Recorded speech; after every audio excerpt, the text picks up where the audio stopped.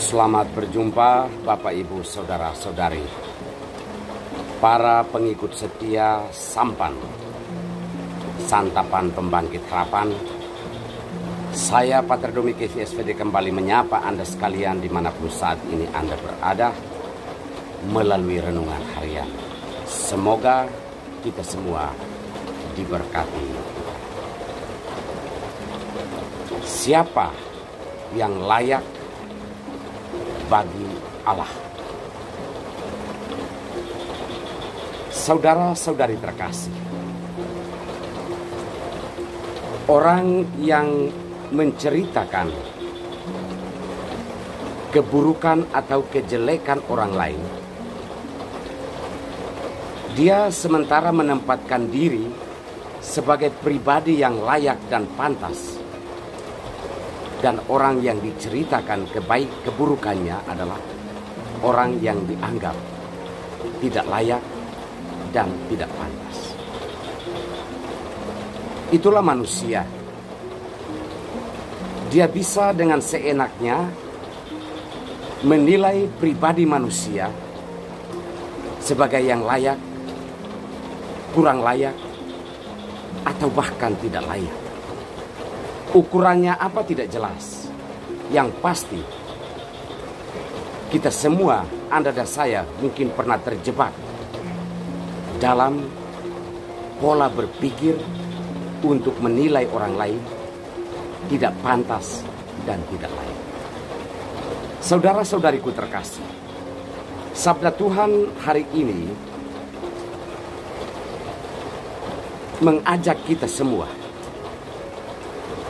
untuk menyadari bahwa yang berhak untuk menentukan seorang manusia layak dan pantas hanya Tuhan.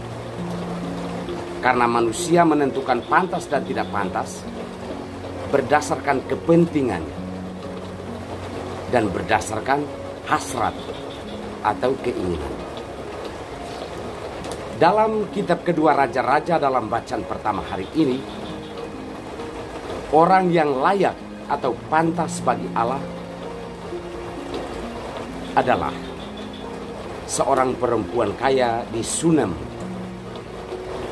yang memperlakukan Elisa sang nabi dengan menyediakan tempat khusus.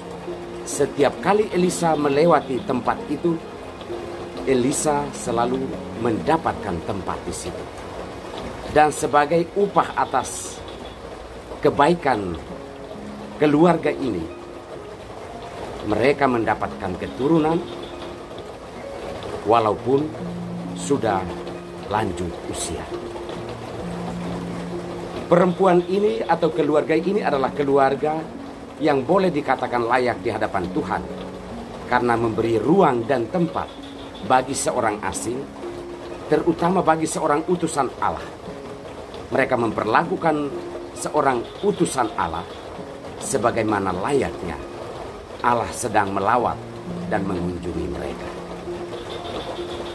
Dalam bacaan Injil, Yesus menyebut beberapa hal yang menunjuk pada layak atau tidaknya seseorang di hadapan Allah. Yang pertama, menurut Yesus, bahwa orang yang layak di hadapan Allah adalah orang yang tidak terikat pada kekeluargaan secara berlebihan, dan kekeluargaan dalam arti hubungan darah, dan orang yang mengandalkan Allah. Yesus mengatakan bahwa barang siapa mencintai keluarganya atau putra-putrinya atau orang tuanya lebih daripada mencintai Allah, ia tidak layak bagi Allah. Hal yang kedua, menurut Yesus, orang yang layak bagi Allah adalah orang yang siap untuk berkorban, memikul segala macam penderitaan di dalam nama Tuhan. Orang yang tidak mudah mengeluh.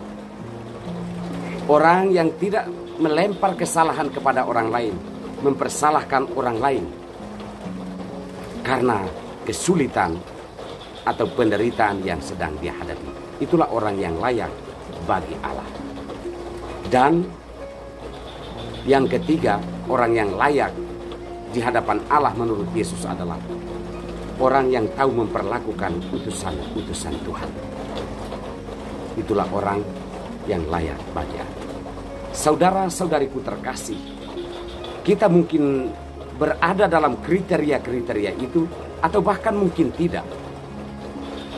Tetapi sebagai orang terbaptis, Paulus dalam suratnya kepada jemaat di Roma dalam bacaan kedua mengatakan bahwa orang-orang yang dibaptis adalah orang-orang yang layak bagi Allah. Karena kita ditenggelamkan dalam kesusahan dan penderitaan Kristus, maka kita pun pantas layak untuk mengambil bagian dalam kehidupan yang dibawa oleh Kristus.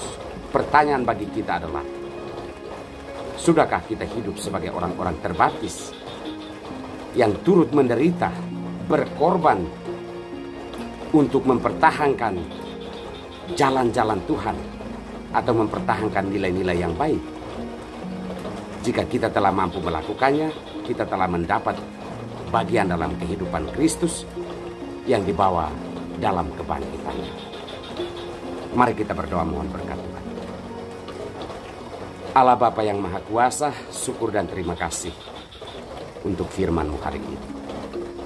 Semoga Engkau menguatkan kami untuk memahami dan mengamalkan sabda-Mu dalam hidup kami setiap hari.